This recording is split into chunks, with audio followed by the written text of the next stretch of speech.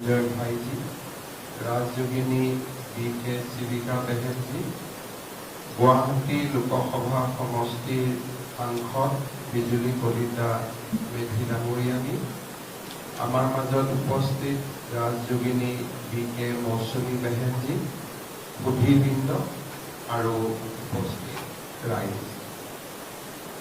ओम शांति। राजयोगिनी ब्रह्मकुमारी शिलादिदीजीर पवित्र स्मृति आयोजित এই শ্ৰদ্ধাঞ্জলি অনুষ্ঠানত উপস্থিত হৈ মই তেখেতৰ মহান আত্মাৰ প্ৰতি গভীৰ শ্ৰদ্ধা নিবেদন কৰিছোঁ। এই বিশেষ অনুষ্ঠানত ব্ৰহ্ম বাবা দাদা লেখৰাজ খুবচাঁদ কৃপালিনীজীলৈও গভীৰ শ্ৰদ্ধাঞ্জলি জ্ঞাপন কৰিছোঁ।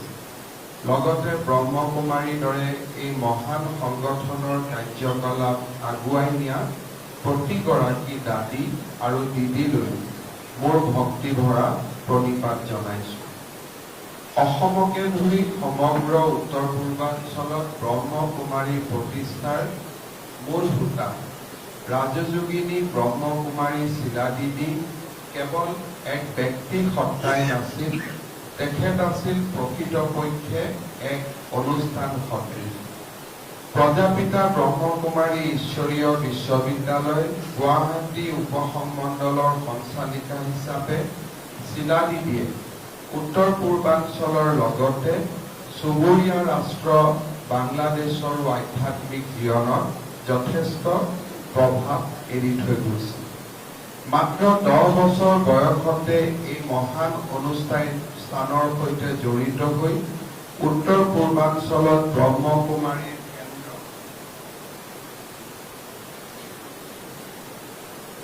প্ৰতিষ্ঠাৰ ক্ষেত্ৰত তেখেতে আগবঢ়াই যোৱা অৱদান সদায় চিৰস্মৰণীয় হৈ ৰ'ব।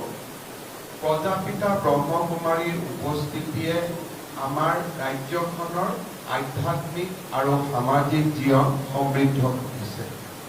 অসমৰ অন্যতম পুৰণি চহৰ প্ৰাক ঐতিহাসিক কালৰ পৰা অপৰিসীম গুৰুত্ব লাভ কৰা তেজপুৰৰ পৰা 1976 চনত প্ৰজাপিতা ব্ৰহ্মকুমাৰীয়ে আমাৰ ৰাজ্যত আধ্যাত্মিক যাত্ৰা আৰম্ভ কৰিছিল।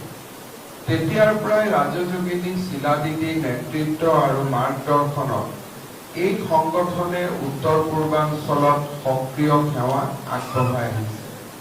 পৰৱৰ্তী সময়ত গুৱাহাটী, শ্বিলং, মণিপুৰ, অৰুণাচল, আগৰতলা আৰু আনকি ঢাকাতো তেখেতে আধ্যাত্মিক সেৱা আগবঢ়াই আমাৰ সমাজ জীৱন সমৃদ্ধ কৰি থৈ গৈছে।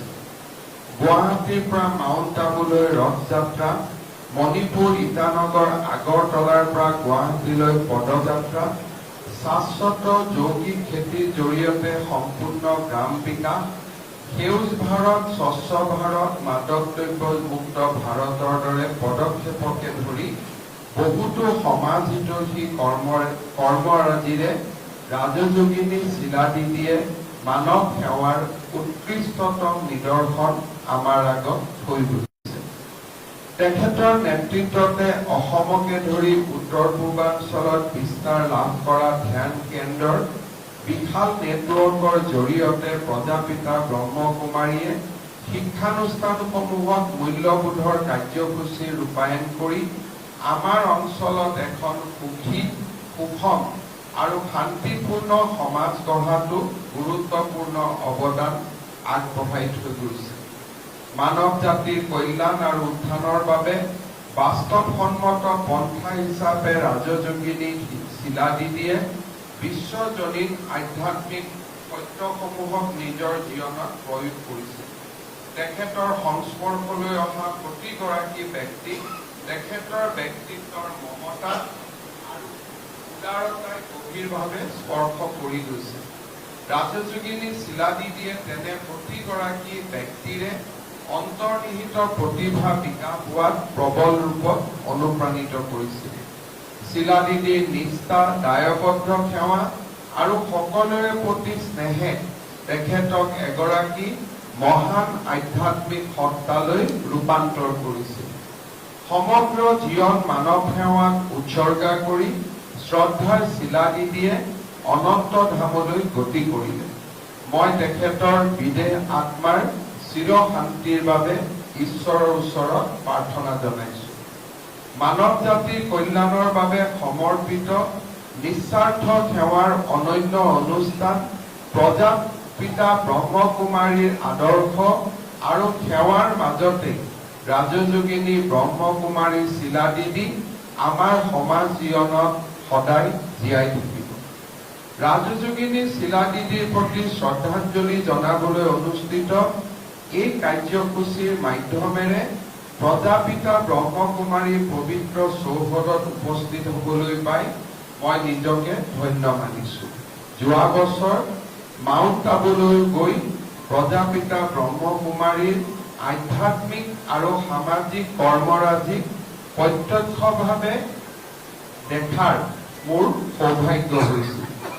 এই মহান অনুষ্ঠানৰ আধ্যাত্মিক যাত্ৰা আৰম্ভ হৈছিল 1930 চনত, যেতিয়া ব্ৰহ্ম বাবাই ধাৰাবাহিকভাৱে ঐশ্বৰিক অভিজ্ঞতা লাভ কৰিছিল। এই ঐশ্বৰিক অভিজ্ঞতাসমূহে তেখেতৰ জীৱন আৰু বিশ্বাসৰ ৰূপান্তৰ সাধন কৰিছিল। 1937 চনত ব্ৰহ্ম বাবাই তেওঁৰ শিষ্যৰ এটা সৰু দলৰ সন্মুখত যি আধ্যাত্মিক দৃষ্টিভংগী প্ৰকাশ কৰিছিল, সেই দৃষ্টিভংগী আজি সমগ্ৰ বিশ্বতে বিয়পি পৰি অসংখ্য মানুহৰ জীৱন স্পৰ্শ কৰিছে।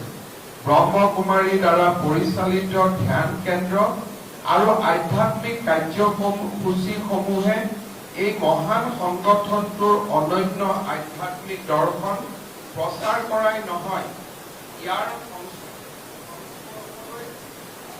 আমি বহুজনে আত্মসিদ্ধি আৰু ঈশ্বৰৰ সৈতে সংযোগ স্থাপনৰ পথ প্ৰশস্ত কৰিছে।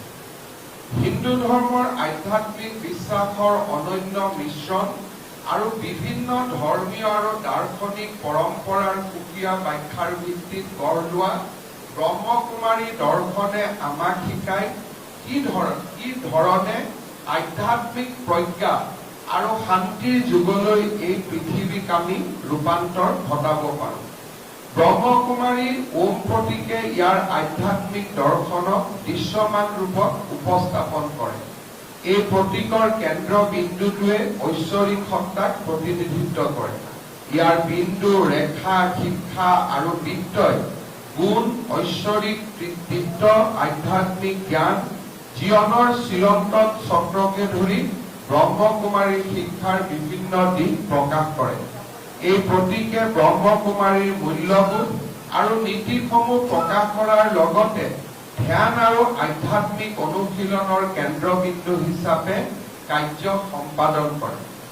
ওম প্ৰতীকৰ গুৰুত্ব সম্পৰ্কে মুণ্ডক উপনিষদত প্ৰচুৰ ব্যাখ্যা আগবঢ়োৱা হৈছে।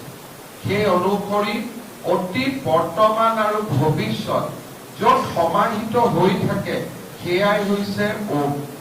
ওম অথবা প্ৰণৱ হৈছে পৰম ব্ৰহ্মৰ একমাত্ৰ প্ৰতীক চিহ্ন।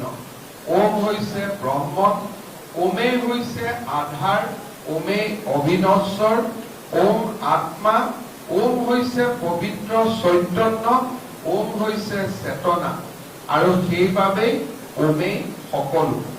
উপনিষদৰ এই শিক্ষাৰ প্ৰতিধ্বনি আমি প্ৰজাপিতা ব্ৰহ্মকুমাৰীৰ শিক্ষাৰ মাজত শুনিবলৈ পাওঁ। ব্ৰহ্মকুমাৰীৰ শিক্ষাৰ কেন্দ্ৰীয় বিষয় হৈছে ৰাজযোগ ধ্যানৰ অভ্যাস। ধ্যানক আত্মা উপলব্ধিৰ আহিলা আৰু অন্তৰ্নিহিত ঐশ্বৰিক প্ৰজ্ঞা লাভৰ মাধ্যম হিচাপে বিবেচনা কৰা হয়। প্ৰতিজন ব্যক্তি হৈছে ভৌতিক শৰীৰৰ পৰা পৃথক এক চিৰন্তন সত্তা। ৰাজযোগীসকলৰ এই উপলব্ধিয়ে জীৱনটোক আত্মকেন্দ্ৰিকতাৰ পৰা আত্মনিৰ্দেশিত জীৱনলৈ ৰূপান্তৰৰ বাবে উৎসাহিত কৰে। মানৱ জাতিয়ে সন্মুখীন হোৱা অস্থিৰ পৰিৱেশৰ পটভূমিত ব্ৰহ্মকুমাৰীৰ শিক্ষা আজি অতিকে গুৰুত্বপূৰ্ণ বুলি বিবেচিত হৈছে। ব্ৰহ্মকুমাৰীয়ে যি বিশ্বব্যাপী শান্তি আৰু সম্প্ৰীতিৰ পোষকতা কৰে, বিভিন্ন সংস্কৃতি আৰু ধৰ্মৰ সংঘাত নিৰাময়ৰ ওপৰত গুৰুত্ব প্ৰদান কৰে, পৰিৱেশ অনুকূল পদ্ধতিৰ প্ৰসাৰৰ প্ৰতি গুৰুত্ব প্ৰদান কৰে, প্ৰকৃতিৰ প্ৰতি সন্মান পোষণ কৰে তথা অধিক বহনক্ষম আৰু সুষম পৃথিৱীৰ প্ৰতি নিজৰ দায়বদ্ধতা প্ৰকাশ কৰে। এনেধৰণৰ মহান শিক্ষা আৰু জ্ঞানে ব্ৰহ্মকুমাৰী দৰ্শনক চহকী কৰিছে।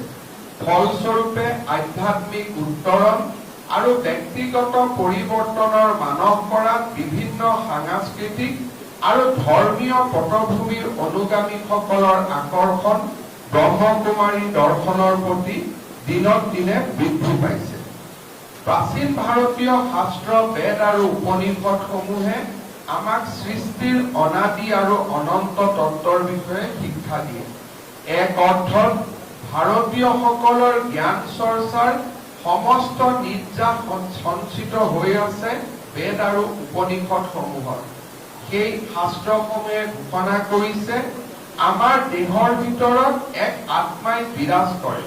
ভাৰতীয় শাস্ত্ৰৰ বিদ্বত পণ্ডিত ঋষিমুনিসকলে সেইবাবে আত্মাৰ মাজতে সকলো জীৱনৰ উপস্থিতি দেখিবলৈ পোৱাৰ দৰে সকলো জীৱৰ মাজত আত্মাৰ উপস্থিতি দেখিবলৈ পায়। আত্মা দেহ নহয়, দেহ ধ্বংস হয়, কিন্তু আত্মা অমৰ। মই দেহৰ মাজত আছো, কিন্তু এই দেহ যেতিয়া মৰি যাব মই তেতিয়াও জীয়াই থাকিম। সেয়েহে হিন্দুৱে নিজক আত্মা বুলি বিশ্বাস কৰে। এই আত্মা যাক তৰোৱালে কাটিব নোৱাৰে, জুয়ে পুৰিব নোৱাৰে, পানীয়ে তিয়াব নোৱাৰে, বতাহে শুকুৱাব নোৱাৰে। আত্মাৰ অবিনশ্বৰতাৰ উপৰি হিন্দুৱে বিশ্বাস কৰে যে ৰজা আৰু খেতিয়কৰ আত্মাৰ মাজত, ঋষি আৰু পাপীৰ আত্মাৰ মাজত, পৰুৱা আৰু হাতীৰ আত্মাৰ মাজত তথা গছ আৰু শিলৰ আত্মাৰ মাজত কোনো পাৰ্থক্য নাই। প্ৰত্যেকটো আত্মা একো একোটা পৰিধিবিহীন বৃত্ত, যি বৃত্তৰ কেন্দ্ৰ দেহৰ মাজত অৱস্থিত। ঈশভাষ্য উপনিষদত কোৱা হৈছে আত্মা হৈছে মনৰো মন, কাণৰো কাণ, অৰ্থাৎ আত্মা কেন্দ্ৰৰো কেন্দ্ৰ। সেই কেন্দ্ৰ এটা দেহৰ পৰা অন্য দেহলৈ যোৱাৰ নামেই মৃত্যু। মানুহৰ আত্মা অনাদি, অমৰ, পূৰ্ণ আৰু সম্পূৰ্ণ। কেন্দ্ৰৰ পৰিৱৰ্তন বা এটা দেহৰ পৰা অন্য দেহলৈ যোৱাটোৰ মানেই মৃত্যু। আত্মাৰ বৰ্তমান অৱস্থা অতীতৰ কৰ্মৰ দ্বাৰা নিৰূপিত হয় আৰু আত্মাৰ ভৱিষ্যত বৰ্তমান কৰ্মৰ মাজেৰে নিৰূপিত হয়। আত্মা ব্ৰহ্মস্বৰূপ বুলি মন্তব্য কৰি স্বামী বিবেকানন্দই উল্লেখ কৰিছে যে জড় পঞ্চভূতত আবদ্ধ হৈ থকা আত্মাই যেতিয়া এই বন্ধন শৃংখলৰ পৰা মুক্ত হয় তেতিয়াই আত্মাই পূৰ্ণতা লাভ কৰে। এই পৰিত্ৰাণৰ অৱস্থা বুজাবৰ কাৰণে ঋষিসকলৰ ব্যৱহৃত শব্দটো হ'ল মুক্তি। এই মুক্তি হৈছে অপূৰ্ণতাৰ পৰা মুক্তি, মৃত্যু আৰু দুখৰ পৰা মুক্তি। ঈশ্বৰৰ কৰুণা হলেই এই বন্ধন এৰাই যাব পাৰি। যি মানুহৰ হৃদয় পবিত্ৰ তেওঁৰ প্ৰতি এই ঈশ্বৰৰ কৰুণা হয়। গতিকে পবিত্ৰতাই তেওঁৰ কৰুণা লাভৰ উপায়। পবিত্ৰ নিৰ্মল মানুহে জীৱনতে ঈশ্বৰৰ দৰ্শন লাভ কৰে।